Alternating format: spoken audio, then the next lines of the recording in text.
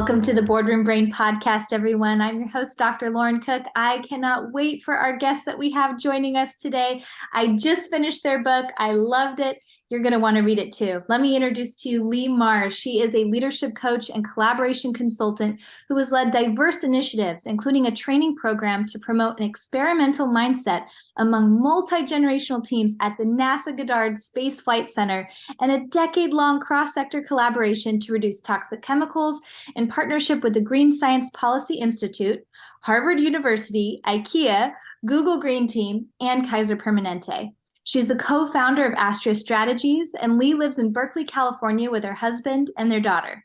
And unfortunately, we weren't able to have Justin join us today, but I still want to tell you about Leigh's co-author, Justin Zorn. He served as both a meditation teacher and a senior policymaker in the U.S. Congress. He's a Harvard and Oxford trained specialist in the economics and psychology of well-being, who has written for The Atlantic, Washington Post, The Guardian, Harvard Business Review, Foreign Policy, Wired, Time, CNN, and others.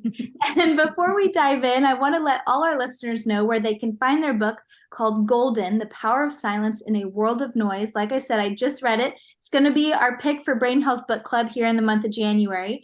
It can be found at the publisher's website, HarperCollins, as well as Amazon, Bookshop, IndieBound, or anywhere you like to buy your books. And they also really want to make a special shout out. If you love listening on Audible, listen to the audio recording that they have by Prentice Onayemi. Amazing audio narration. So please tune in for that. Leigh, welcome to the show today. Oh, thank you for that generous introduction, Lauren. Glad to be here. Oh, I love it. I love it. Well, one thing we love to kick off our show, I sense you probably like to read. Obviously, you like to write. You just wrote this amazing book, Golden. We love to kick off the show by asking our guests, what is something you're reading these days? What's something inspiring you? I've taken a turn towards mythology just to create some spaciousness. There's something about reading mythology or really modern day interpretations of mythology. So, it's Madeline Miller, I believe. Yes. Achilles, the Song of Achilles. I mean, I have to confess, like reading other people's things or reading things that aren't about silence or noise. Like I haven't had a lot of space for that. So to really drop into Circe and the Song of Achilles has been glorious. And so much so that I've even gone back and listened to the Audible recordings too, to just take it in a different way. Yeah. Highly recommend it. Yes. Oh, I have one more. Also, a main character in the book who you'll know, we recognize, Jarvis J. Masters. I also went back to listen to his books, which I read for the book, but just to, again, take it in that auditory way. And That Bird Has My Wings. Oprah picked it for her book club, and he became instantly a New York Times bestselling author. And I'll probably just mention a little bit about him as we talk about silence. But he's a main teacher in our book. Yeah, I think that would be a great segue for that, because he was one of my favorite people that you incorporated in the book. I thought that just brought so much life to the concept of finding silence in space when you are not in a silent space. So yeah, tell our listeners a little bit about who Jarvis is. Yeah. So Jarvis is a friend, a man who's been incarcerated on death row for 32 years for a crime the preponderance of evidence suggests, and we certainly believe, he didn't commit. His case is on appeal, and anybody who wants to learn more about him, they can go to freejarvis.org to read up. But he comes in as a primary teacher in the book to really help, I guess, dispel the myth that we have to have sort of a pristine environment in order to find quiet, because he's on death row in San Quentin, which is a cement, metal environment, cacophonous, echoous. Men are constantly shouting and hollering for one another. Their keys and boots, and just the echo of that sound. And nevertheless, he finds quiet there, and that's actually what's kept him sane all this time on death row, is that he could find his internal quiet. In the book, we look at auditory noise, like I'm describing there being in San Quentin. And then for us, informational noise, really the mass proliferation of information available to us, usually grabbing for our attention through our screens. So we're looking at auditory, informational, and then internal noise and internal quiet. And he's finding that even in that setting. And like I said, that's what's really kept him steady and equanimous in this time, that in his practice and his just giant heart. So, yeah, he comes in as the main teacher because Justin and I, even though we wrote this book, we interviewed dozens and dozens of fascinating people, neuroscientists, politicians, poet, Jarvis on death row, all sorts of people, all walks of life, but all devotees of silence, to ask them, what's the deepest silence you've ever known? And that question really led us on this journey of exploring auditory, informational, and internal noise, and external and internal quiet, and the many, many routes to finding it. This is a non-meditator's guide to getting beyond the noise. So the punchline isn't go meditate unless that's your thing, which we're happy for you if it is. That was one of my favorite aspects of the book, is that you really did bring it beyond meditation, which I think is maybe the go-to place that we think about. That silence and peace, I think of silence as peace in a sense too, can be found in so many different spaces. And I think what I loved most about the book, I read a lot of self-help. Our Brain Health Book Club, we've got a lot of different books we recommend. And, a lot of these self-help books, in a way, they're telling you to add more things to your life. And if anything, I felt like this book was almost inviting me to take away some things in my life, to embrace, what would it be like if I don't put on my music today and just go for a silent walk, or to just listen to the birds outside my window. I did that this morning, whereas I wouldn't necessarily think to slow down and do that before. So I'm curious kind of the reactions that you're getting from people as they take in Golden. Oh, well, I'll tell you about that, but I just want to thank you for that reflection, because so much of self-help in that world, which I've been in for decades now too, is, like you say, additive. And not subtractive or simplifying in that way. And so that you say that's what, with one of your takeaways, especially in the work you're doing, means so much to me. And so, yeah, that I think that was a big aha for us. And we didn't want it to turn to a bunch of gadgetry recommendations, like not more stuff, not more to-dos, not like finger wagging that sometimes happens in meditation when you feel mostly internally finger wagging, I should meditate, I should do this, I should do that. Instead, it's really like what actually brings you quiet and joy and peace. For me, I told you I kind of came from teaching dance, so I was in an auditorily loud environment, but my internal quiet is pristine in that environment. And so to stay open and not be too surprised by what actually brings you quiet, if we can observe and notice the signals that tell us when we're saturated with noise, and the signals that tell us when we're actually experiencing peace and quiet. Yes. So it caused me to really experience the world in a different way, which I appreciated so much. And I'd love for us there's so much great research that you pull in the book. It reminded me a little bit of one book we read recently, called Stolen Focus by Johann Hari. Oh, great book. So good. Great book. And it reminded me of some of the things you talk about too.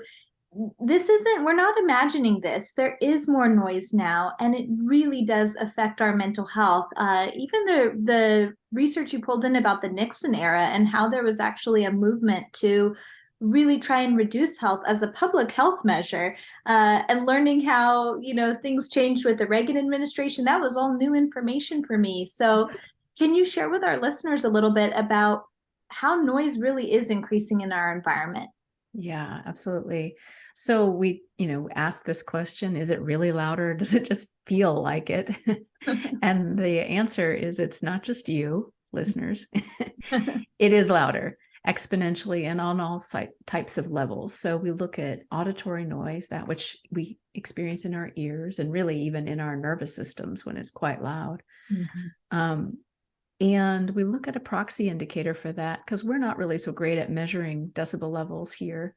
In Europe, I'll say, for example, there's the World Health Organization estimates that 450 million people, about 65% of the population, live at an auditory decibel level that is harmful to health. So that's in Europe. Yeah, very surprising, but they're doing a better job measuring it. So we look at the proxy indicator of emergency sirens. So if you think about it, emergency sirens have to get our attention, right? To get us out of the way, to get us to move over, all those things. And in the last 100 years, the decibel levels of those sirens have gone up 6 times louder to get our attention. Oh. So that tells us the environment is louder than ever it's ever been. So that's just on the auditory level. Most people have no trouble believing this, this fact. Actually, all of them, I think. And then informational. So we wanted to create we're sort of creating this category of informational, and it's digital. It's the stuff that comes through our screens, but it's really the mass proliferation of information available to us. Much of it is grabbing for our attention, and that really overlaps with stolen focus. Thankfully, a lot of people are doing deep work in this regard because our attention is being commoditized, much like a pristine redwood forest is not valued when it's just standing there beautifully. It's only valued when it's chopped down, cut up, and sold at Home Depot. Our attention is treated similarly by our economic system, GDP. It's a 0 if we're not like doing clicks and eyeballs on a page, and it's if we're not doing that, and it's 0 if we're doing the things we enjoy, like rolling around with our children or looking at art or spending deep time with friends, whatever it is. So reading a great book. So is that getting louder, or is that getting more, aggressive? So the past CEO, Eric Schmidt, in 2010, he was the CEO of Google, made a striking estimate that in every 2 days, we create as much information as we did from the dawn of civilization to 2003. Yeah, I know that one takes a minute. Every 2 days, I'll repeat it. We create as much information as we did from the dawn of civilization to 2003. So we are drowning in information. Other studies are showing we're switching tasks and clicking different things every 19 seconds. So the quality of our attention is just chopped up. And so if you're feeling that, I'm feeling that, and your listeners, you know something about this, you're feeling this firsthand. For me, one of the signals I'm drowning in that type of scenario, the loudness and the information saturation, is that I get irritable. Yeah. I'm never irritable. That's not really my default. It's an indicator of a saturation of noise. So all of that's going on externally, and then internally, what's going on with our internal soundscapes, if you will. So Professor Ethan Cross from the University of Michigan estimates we listen to something like 300. You got him up there? Yes. Excellent. He's on the shelf. That's a great read. And a great exploration of chatter. So internal chatter, the things we tell ourselves about ourselves, often harmful things, often just on a loop, you could say, worry about the future and fretting about the past, ruminating about the past. So he estimates we listen to something like 320 State of the Union addresses every day of internal compressed speech. I would say this area of really what's going on internally is kind of the frontier being explored in science and neuroscience in particular, psychology. It's fascinating. We loved it taking that turn. But our takeaway in all that research is that while there's still a lot to be uncovered, it's getting more and more noisy, and we can look at depression and anxiety and other indicators on the rise. So yes, in a word, yes, it is louder than it's ever been. And in this book, we assert there's still, nevertheless, ways for us to do the work of finding quiet individually, in friendships, in families, in co-working arrangements as co-workers, on teams, and also as a society at large. Yeah. It's definitely louder. I feel that. And I really believe there's a direct correlation with why we're seeing more anxiety and depression than ever before. And, one thing that I think about, a lot of our listeners are in their 20s, 30s, they're establishing their careers. And you wrote something towards the end of the book that really hit home for me about this idea of this fear of, if I don't keep up in this rat race, in the noise, in the hustle culture, for lack of a better term, I'm going to get left behind. Like, I'm not going to be successful. I'm not going to make it. Maybe those are the chatter thoughts like Ethan Cross talks about. maybe those are also real fears though, Mhm. where for so many people, entrepreneurs included, if you're not keeping up with the social media presence, it is hard to sometimes have your footing in the industry. So what do you think for those folks who are listening and afraid to step out of the noise? Mhm. Yeah, I mean, I think the first thing to do is to normalize that in this culture that people are feeling FOMO, essentially fear of Yeah. missing out and getting behind, and that is very real. And we have a whole chapter on why silence is scary. And I think missing out is one of those things, a big thing. And we break that down in the book. I'll touch more on that, but also just fear of being with ourselves, that which might arise, that we fear, fear will arise, that the unknown, what happens in that space. I mean, awkward silence. I have a teenager, and awkward silence is a horrifying thing for her to imagine, the not knowing exactly what to say and having that pause in a conversation. So in this book, we're really trying to broaden an appreciation for what silence really offers us. And if our real deep intention is to be on purpose, our own purpose, to connect with real needs in the world, and to really help serve in that way, and all different, entrepreneurial and private sector, public sector, then we would argue that you have to be able to attune, to find some quiet and attune to what is really needed in this moment, to not just be contributing to all that noise, being in that reactive place, over posting, over sharing, overworking, I mean, your show is dedicated to this. That is if you follow that trajectory, burnout is where it goes, right? Yes. There's just no, you may achieve some things, that just amount to whatever, nothing. If you really want to, be high impact in your work, we argue that you really need to have that reflective space, that contemplative space. Doesn't mean you need to be on a cushion or, in a retreat, but that reflective, attuning, contemplative space. So you are essentially doing the work that really is in the direction you're heading and want to be heading, and changing course when you're not. Like, there's something about pulling back sometimes, and even if it's a 2-degree shift in where you're heading, as we say in systems coaching, a team that makes a 2-degree shift could end up on a different continent. You really want to tune in and make sure you're heading in the right direction. That requires some quiet, some silence. Yeah. So it's worth it. It gets scary. We get it. It's worth it. There's all kinds of forces pushing us to be in the grind culture. And the grind culture, that noise creating, hustle, whatever, it doesn't end well. And we're not even living in it well right now. So we got to be courageous, and we got to venture into some spaces that we're not comfortable and definitely not encouraged to go into. So I couldn't agree with you more that we need to embrace the discomfort. I see a lot of my clients really struggling with that, those distress tolerance skills, being comfortable, being uncomfortable, And I think part of why I find a lot of us numb with noise is because it just feels so hard to sit with ourselves. And I see this for a lot of millennials and Gen Zs, especially, right? The TikTok scroll is going on constantly.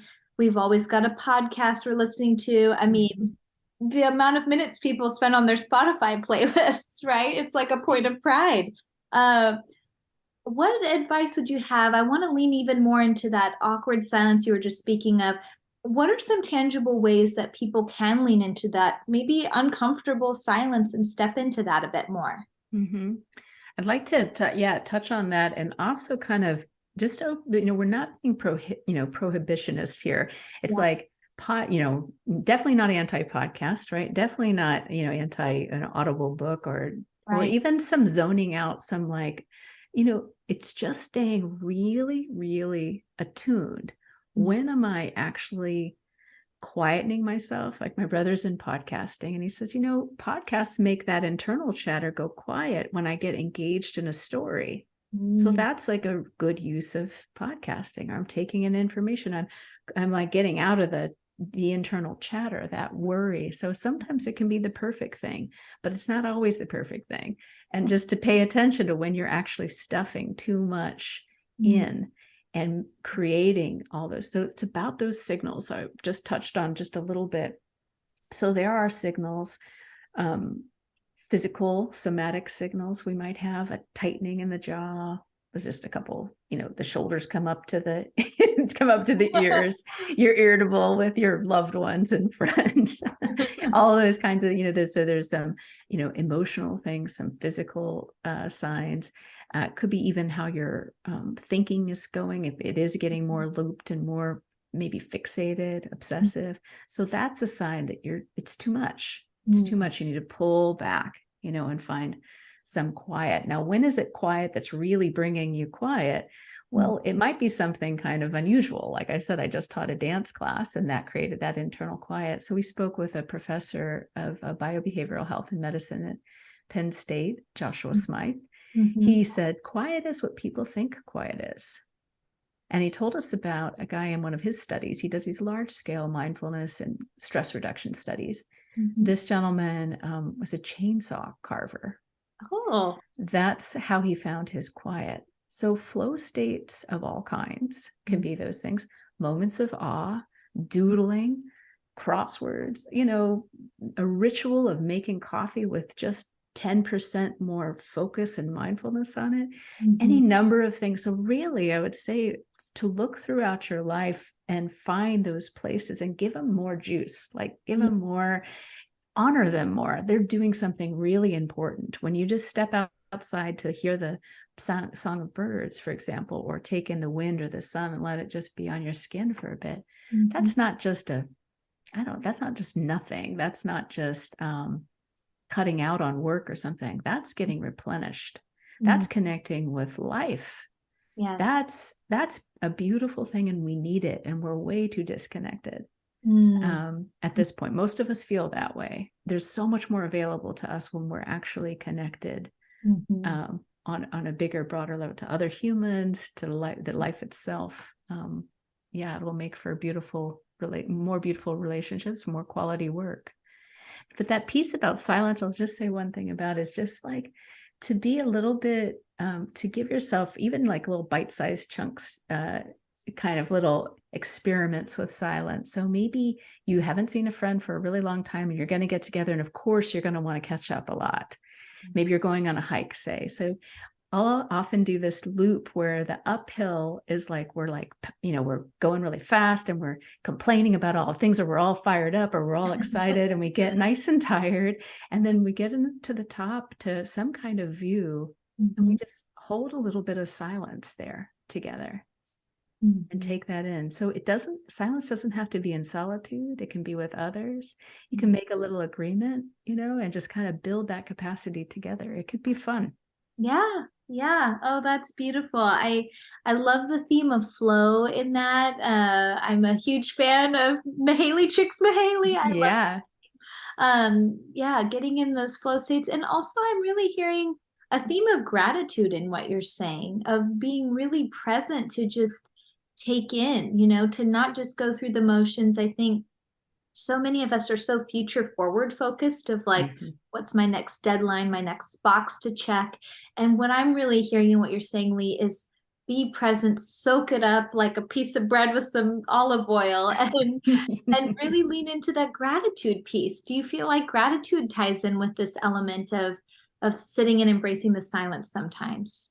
I do. And it actually took me a bit, it's like getting into the writing and really realizing that there was something about silence, which does create that space of gratitude. It is the space where I am with it enough or present enough to honor what's happening and celebrate what's happening. It's not just like somber, quiet. Silence isn't necessarily like that. It's also a celebration of life. So gratitude comes pouring in for me. I just feel gratitude when that silence is there, because this world is astonishing. It's a beautiful time, a beautiful place, time to be alive, and the gift of being able to bear witness to other people's lives, to what's going on around us, the miracle that is this life, awe, to be in awe. So yeah, gratitude is what comes rushing in. Oh, how beautifully said. I think people will listen to that soundbite there many a time. That's a really beautiful sentiment. I love that. And we do talk about business and all of that on our podcast and the psychology of the work environment. One thing I'm thinking about, maybe it's easier to find silence when we're on our own. Like I know that I find moments of quiet a little bit easier by myself. And many of us, we work with a team or we have other people we interact with. And it can be especially awkward when there's a silence. People can misinterpret it or people get uncomfy.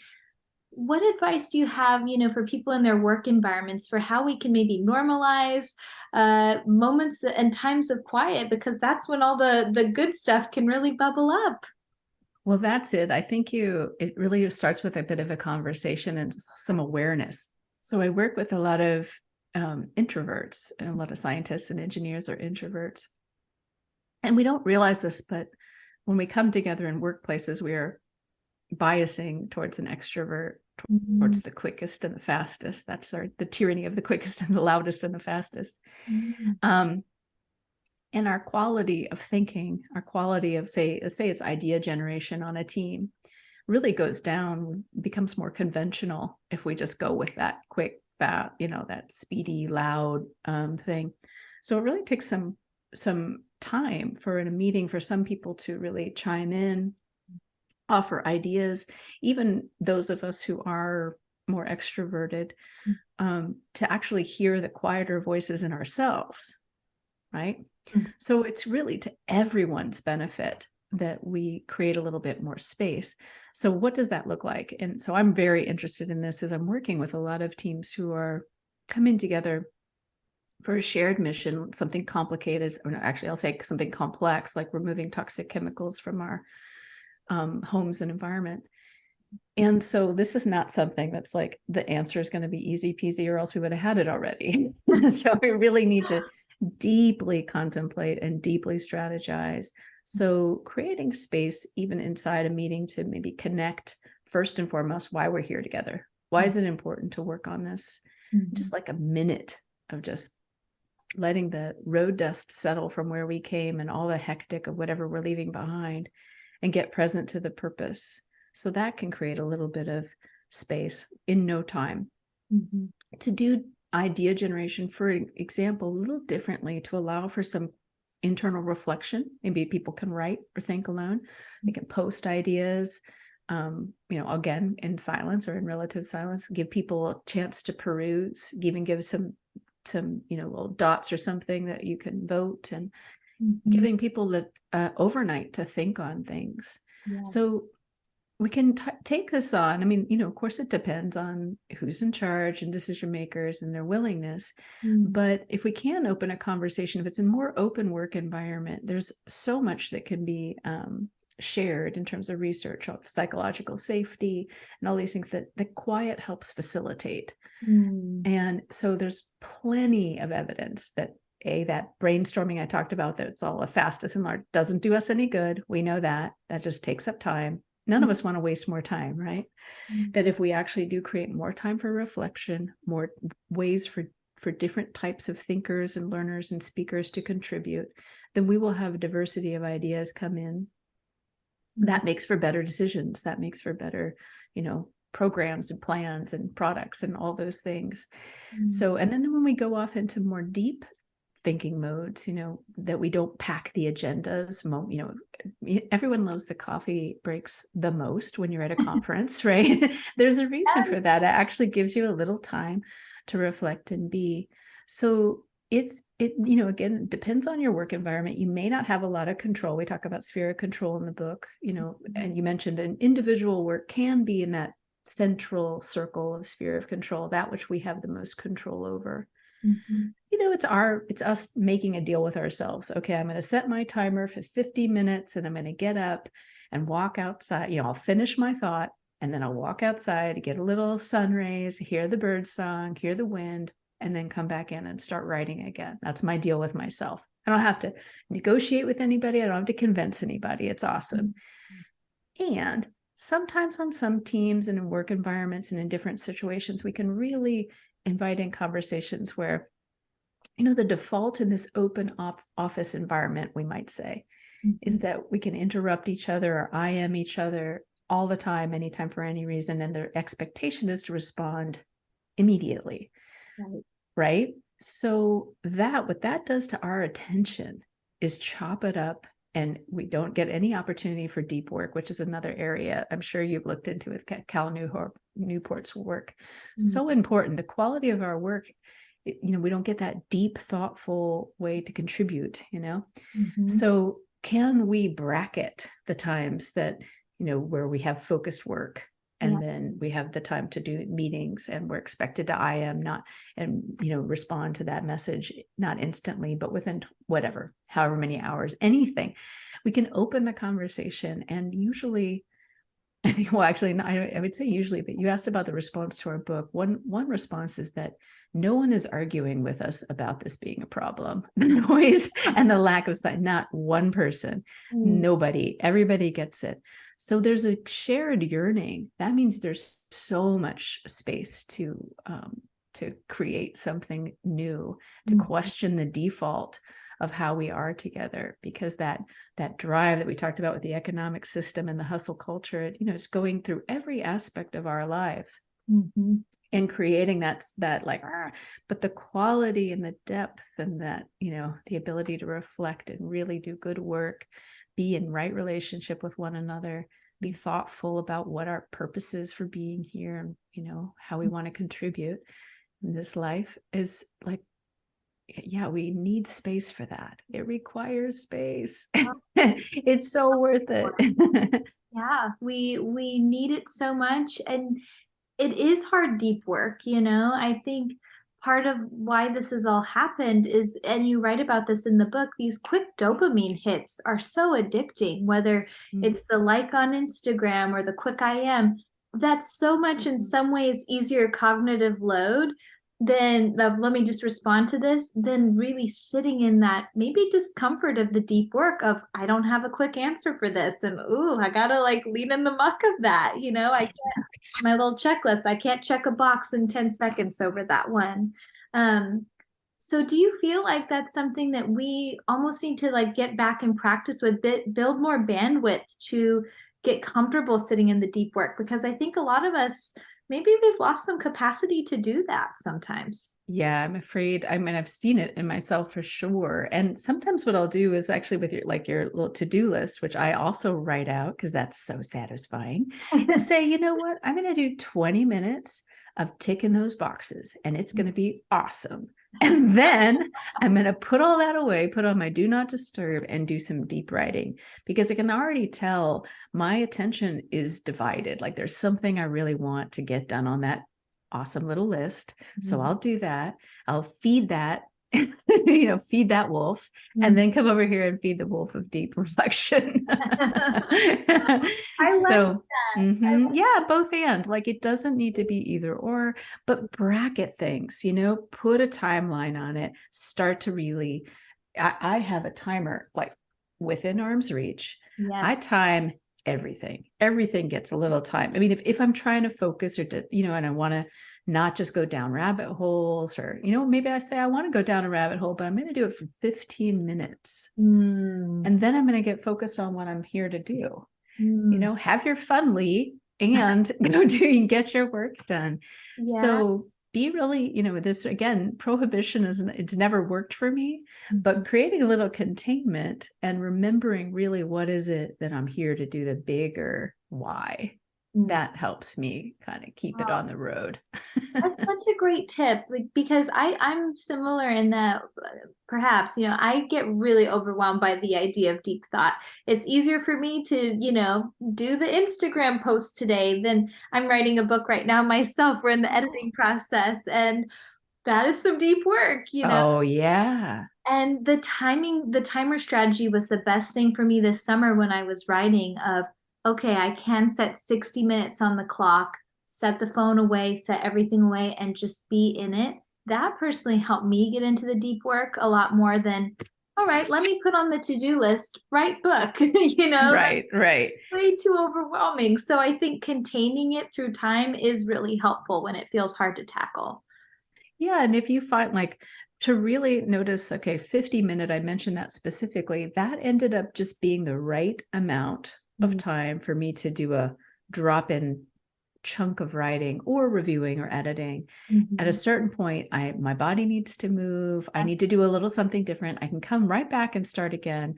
But just, that for another person I work with who's we do some tag teaming. This is another thing. If you're an independent, freelance person, Justin and I would wheel and deal and talk about like what we're going to get done and go do it, come back and brag about it a little. I have another writer friend, and she takes 20-minute chunks, which sounds like, wow, that's so short, but that's her sweet spot is 20 minutes, deep writing, come back out.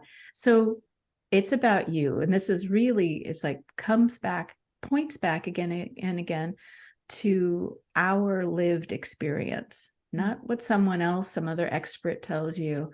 It's a guideline, right? These things are all guidelines, but really find out what's true for you through experience. And then that becomes your plan. Oh, I love it. I love it. That is a great takeaway. And one question we love to ask all our guests on this show, Leigh, what is something I sense that there are many things that you do for your well-being on a daily basis, but what are some of those things that help you feel restored, whether it's moments of actual silence or finding silence in the noise? What is it for you? Well, I mentioned dance and movement. So one thing that wasn't working for me so much when I was doing a lot of meditation, I meditated for decades deeply, but what wasn't working was I wasn't moving. And so moving meditation, moving silence, moving quiet is one of those ways. For me, that's dance, but it could be running and it could be skiing and it could be, hiking, it could be gardening. That's another one. I love to go out and just watch bees. I just love watching bees tumble around in these beautiful, these flowers. And it's just like, wow, that is an amazing thing. And they don't know I'm there and I'm just watching bees. Bee watching. It's an up and coming activity. So those are there's even in the morning, I'll have perfect quiet, actual auditory quiet as I put on my makeup. And it's like a ritual just to kind of pamper and put on, this serum and this thing. And okay, now it's mascara and this, but I don't want anyone to talk to me. I definitely don't want to be listening to anything. I'm just there with my morning thoughts from the dream world the night before and nothing else getting in the way. And I really think if we can protect a little bit of that morning time, there's something magical that's just occurred, even if we don't remember much of it, and I often don't. But just to bring silence in, the first thing that we do isn't turn over and like check Twitter or something. In fact, have your phone far, far away, please. If you get an alarm clock and don't have your phone anywhere nearby. So there's just like preserving that. And then at night, it's almost the reverse of that, to just empty the thoughts of the day, to empty your other people's information, the information about the day, maybe your worries, and to just let yourself truly take in a good night's sleep. Think that that's something that's like good sleep hygiene. Yes. Well, and I hope that's something people take away from our conversation, and certainly something I got from the book as well. Just try. We have so many habits. I know one habit, no offense, Today Show, but I wake up and I turn that Today Show on, and it's on for the morning, and it's just noise. And it's become such a habit, my morning routine. And the book and our conversation today has me thinking, well, what about a quiet morning? Don't turn that TV on. What would that feel like? And so hopefully for people listening in, maybe you just try in some small way and see how it feels. Absolutely. Experimentation. That's the way to be. So experiment there. It was my husband who said, I don't want to hear the radio first thing in the morning, Leigh, who broke me of that habit a good while ago. But I wasn't realizing the impact I was having on him. And to your point, like sometimes it was comforting and kind of like interesting, I'm being informed, and other times it was noise. And it was like, why am I starting my day with that? So to mix it up, maybe there's a day of the week you don't do it. Maybe just keep learning, keep getting interested, and being true to what is true for you and not what is true for other people. Oh, yes. Well, I could keep talking to you for quite a while, Leigh. This is such the word that comes to mind is beautiful conversation. You have such a beautiful energy about you. You can tell that you've embraced the silence and that you have a sense of comfort within yourself that I think really has a contagious energy. I feel more peaceful just sitting with you. Aw. So, Well, thank you so much. It's a pleasure. Thank you for really getting this book. I can feel that in you. And for bringing it to your listeners. And I really like to think about your 20 and 30-year-olds. I'm in my 50s, to think about having gotten more of this at an earlier age. Like, oh, that would have been just glorious. So I really hope that this brings you and your listeners more quiet. You deserve it. we all need it. We all need it. And before I let you go, I have to ask you our final question that we'd be remiss if we didn't ask. We ask everybody this. Leigh, what do you hope your legacy will be? I think I'm here. My purpose is to help people celebrate and honor life. And if I leave with a legacy of having done more of that through all the different ways I like to do that, then I've done well. Well, I sense you're doing well. And hopefully your daughter can listen to this conversation too. All of this great wisdom you shared with us today means a lot to us, means a lot to me.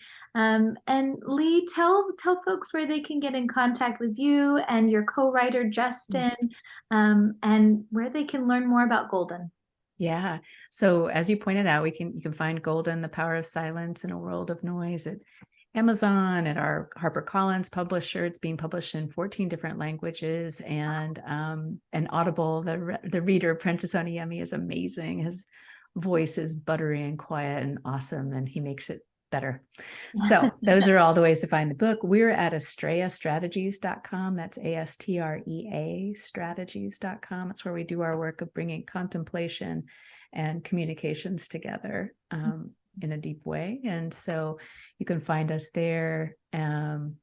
I think that's it. Yeah, we're at LinkedIn. We'd love to connect with people there. Yeah, we're not so much into social media, so as you might imagine, otherwise, but which is wonderful. Yeah. It's a great testament, I think, for people to see you can still do amazing, incredible things without posting on Instagram every 5 minutes. So. Absolutely. Oh, I'll just say for your audience too, we've written a few. If you go to AstreaStrategies.com, there's a media tab, and there are some articles in there from Harvard Business Review talking about an organizational culture that honors silence.